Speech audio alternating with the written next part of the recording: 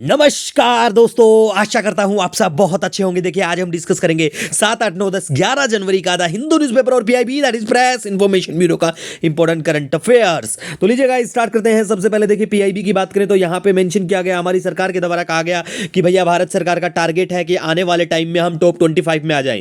अब देखिए हम बात करते हैं ग्लोबल इनोवेशन इंडेक्स के बारे में। इसे पब्लिश किया जाता है वर्ल्ड इंटेलेक्चुअल प्रॉपर्टी ऑर्गेनाइजेशन के द्वारा।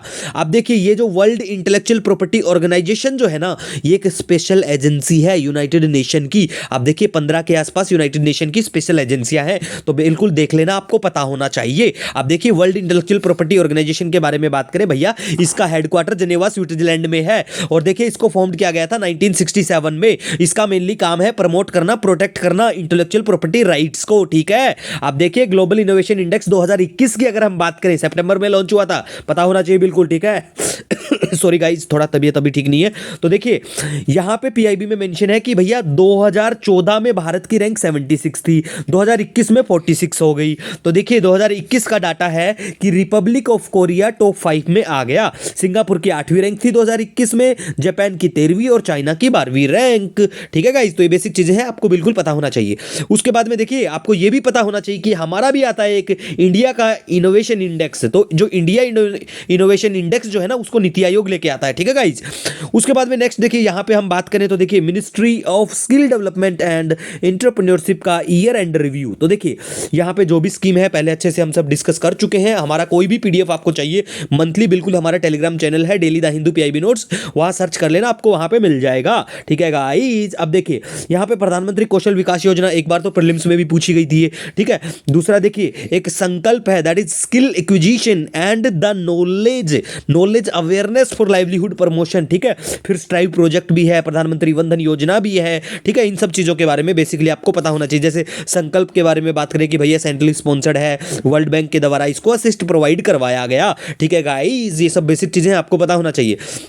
उसके बाद में देखिए नेक्स्ट यहां पे गाइज हम बात करते हैं वीर बाल दिवस। अब देखिए हमारे प्रधानमंत्री साहब ने कहा कि भैया 26 दिसंबर, हर 26 दिसंबर को हम सेलिब्रेट करेंगे एज ए वीर बाल दिवस।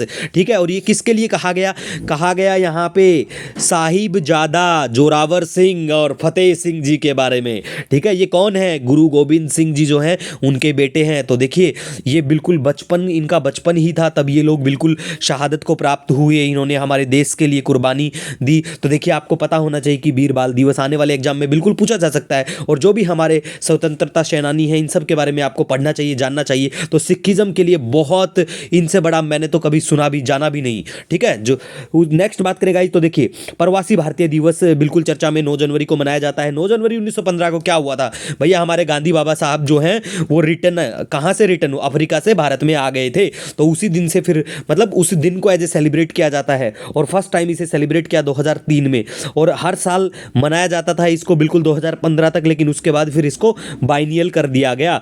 और इसको ऑब्जर्व किसके द्वारा किया जाता है? मिनिस्ट्री ऑफ एक्सटर्नल अफेयर के द्वारा।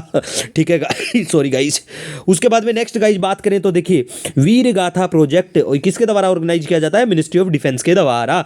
नेक्स्ट बात करें गाइस तो देखिए अन्नामलाई टाइगर रिजर्व बिल्कुल तमिलनाडु में पड़ता है, और पहले इसको Indira Gandhi wild life sanctuary और नेशनल पार्क भी कहा जाता था, बिल्कुल याद रखना। ठीक है, अब देखिए यहां पे नेक्स्ट हम बात करेंगे देखिए कलेक्टिव सिक्योरिटी ट्रीटी ऑर्गेनाइजेशन के बारे में। आप सभी को पता होगा, कम से कम लास्ट वीक पूरा 2 जनवरी के बाद से अगर हम बात करें तो कजाकिस्तान जो है वहां पे अनरेस्ट है, प्रोटेस्ट हो रहे हैं बहुत भयंकर। और दूसरी बात क्या है, कलेक्टिव सिक्योरिटी ट्रीटी ऑर्गेनाइजेशन क्या है? ये एक इंटर गवर्नमेंटल मिलिट्री अलायंस है, इफेक्ट में 2002 से आया। हेडक्वार्टर की बात करें मॉस्को रशिया में बिल्कुल है, और इसमें देखिए 6 देश हैं, उन 6 देशों का मैप भी देख लेना कौन से क्या है। आर्मेनिया है, बेलारूस है, कजाकिस्तान, किर्गिस्तान, रशिया और तजाकिस्तान। ठीक है गाइज, अब देखिए रिसेंटली क्या हुआ था सॉरी गाइज, कजाकिस्तान के जो प्रेसिडेंट है ना कासिम जोमार्ट टोकायेव, ठीक है, जो भी प्रोनाउंसिएशन एक बार नाम सर्च कर लेना, वनडे एग्जाम में बिल्कुल पूछा जा सकता है। तो कजाकिस्तान के जो प्रेसिडेंट है उन्होंने कहा, ये कलेक्टिव सिक्योरिटी ट्रीटी ऑर्गेनाइजेशन के तहत रशिया से कहा गया कि भाई साहब हमारी हेल्प करो।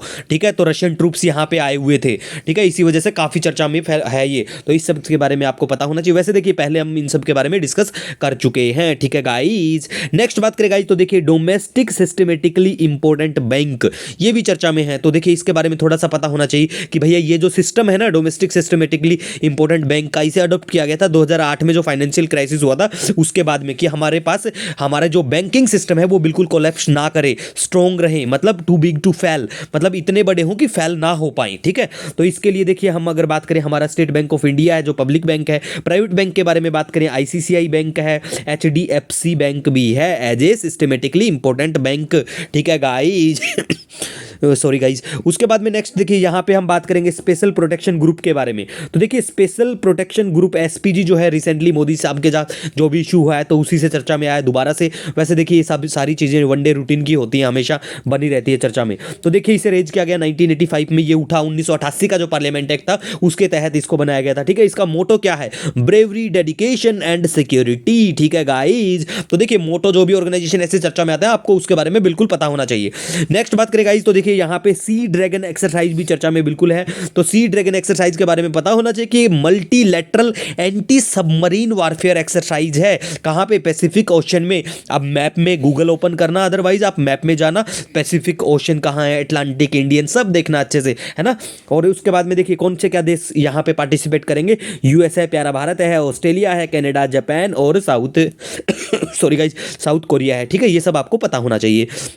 नेक्स्ट गाइज बात करें तो देखिए इंडिया का फर्स्ट ओपन रॉक म्यूजियम कहाँ पे क्या होगा भैया? हैदराबाद, तेलंगाना में होगा, पता होना चाहिए, वनडे एग्जाम के लिए जरूरी। ठीक है, नेक्स्ट बात करें ग्रीन एनर्जी कॉरिडोर भी रिसेंटली न्यूज में था। तो देखिए फेज इसका जो सेकंड है उसको बिल्कुल मंजूरी मिल गई है। तो फेज फर्स्ट में जो स्टेट है देखिए उसमें कौन सा क्या आता है? तमिलनाडु हुआ, राजस्थान, कर्नाटका, आंध्र प्रदेश, महाराष्ट्र, गुजरात, हिमाचल प्रदेश और मध्य प्रदेश। फेज सेकंड के बारे में बात करें, वही तमिलनाडु है, राजस्थान भी है, कर्नाटक भी है, केरला है, अब यहाँ पे याद रखना, उत्तर प्रदेश है, गुजरात है और हिमाचल प्रदेश है। ठीक है गाइज और देखिए ग्रीन एनर्जी के तहत हमारे जो भी टारगेट है ना भारत सरकार के, देखिए रिसेंटली मेंस में भी एक क्वेश्चन पूछा हुआ था, है ना। तो ऐसे पूछे जाते हैं, तो जो भी भारत का, जैसे COP 26 में भारत ने जो भी कहा वो सब बिल्कुल जीरो से अच्छे से हमने डिस्कस किया हुआ है। तो वीडियो बिल्कुल आप हमारा मिल जाएगा PDF आपको टेलीग्राम चैनल पे। ठीक है गाइज, उसके बाद में नेक्स्ट बात करें, देखिए जल्लीकट्टू भी काफी चर्चा में रहता है। ये एक बुल टेमिंग स्पोर्ट गेम होता है, तमिलनाडु में स्पेशली इसको ऑर्गेनाइज किया जाता है। ठीक है, उसके बाद में नेक्स्ट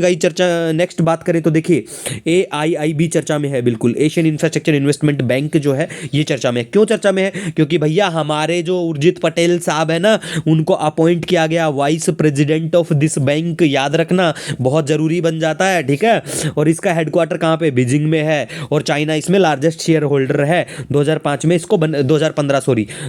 में इसको बनाया गया। अब देखिए गाइज, AIIB हुआ, वर्ल्ड बैंक हुआ, है ना, ये जितने भी बैंक हैं स्पेशली जो चर्चा में आते हैं बिल्कुल आपको पता होना चाहिए। वैसे हम सब डिस्कस कर चुके हैं, हमने कंपैरिजन करके भी किया था, और एक छोटा सा आज मैं एक आपको स्क्रीनशॉट भी सेंड कर दूंगा एक फोटोज टाइप में, तो वहां देख लेना। ठीक है, उसके बाद में नेक्स्ट गाइज बात करें तो देखिए INS विक्रांत बिल्कुल चर्चा में है। ये इंडिजिनस एयरक्राफ्ट कैरियर है और first aircraft carrier to be built in India. इसका मतलब क्या है कि भैया पूरी तरह से अभी ये कमीशन नहीं है, टारगेट और कयास लगाए जा रहे हैं कि अगस्त 2022 में ये बिल्कुल आ जाएगा हमारे पास कमीशन हो जाएगा मतलब। ठीक है गाइज, उसके बाद में नेक्स्ट बात करें स्कोच अवार्ड के बारे में। तो देखिए इसे इंस्टीट्यूट किया गया 2003 में। ठीक है, अब किसको दिया जाता है? देखिए जो लोग, मतलब पीपल को भी दिया जा सकता है, पीपल जो होते हैं, प्रोजेक्ट्स किसी प्रोजेक्ट इंस्टीट्यूशन के लिए किया जा सकता है जो हमारे प्यारे भारत को और भी प्यारा भारत बनाने के लिए काम करते हैं, उनको स्कोच अवार्ड से सम्मानित किया जा सकता है। रिसेंटली एक प्रोजेक्ट मिशन है, क्या नाम है उस प्रोजेक्ट या मिशन का? क्या नाम है? परवरिश। तो उसको ये स्कोच अवार्ड से सम्मानित किया गया। अब देखिए गाइज, यहाँ पे संडे को जैसे घड़ियाल मेंशन थे तो हमने यहाँ पे नहीं कर पाया मैं किसी कारण से, तो कल इंक्लूड कर देंगे। वैसे देखिए नामी ग्रामी अच्छे इंस्टीट्यूशन भी कुछ हैं, उन्होंने बिल्कुल भी ऐसा कुछ कवर भी नहीं किया है। ठीक है, लेकिन आप बिल्कुल बेफिक्र रहिए, हम कुछ भी नहीं छोड़ेंगे। तो देखिए घड़ियाल के बारे में बेसिकली यहाँ पे बात करें, चर्चा में क्या होता संडे को, देखिए घड़ियाल जो है ना, घड़ियाल वो रिटर्न कहाँ पे क्या आए? तो देखिए ओरांग नेशनल पार्क है, एक ओरांग नेशनल पार्क। कहाँ पे है ये? ओरांग नेशनल पार्क है आसाम में, और पहले इसका नाम था राजीव गांधी ओरांग नेशनल पार्क। फिर वहाँ के लोकल जो ट्राइब्स थी उन्होंने प्रोटेस्ट किया और वहाँ के CM से और वहाँ गुहार लगाई कि भाई साहब इसका नाम जो है ना राजीव गांधी, ये हटा दो आगे से। तो फिर इसका नाम ओरांग नेशनल पार्क कर दिया गया था। ओरांग नेशनल पार्क को मिनी काजीरंगा भी कहा जाता है। ठीक है गाइज, तो बेसिक इन्फॉर्मेशन कुछ भी नहीं छोड़ेंगे, नो टेंशन, फ्री से अच्छे से मन लगा के अपनी पढ़ाई कीजिए। तो इसी के साथ मिलेंगे एक नए वीडियो के साथ, तब तक के लिए हैव ए ऑसम डे।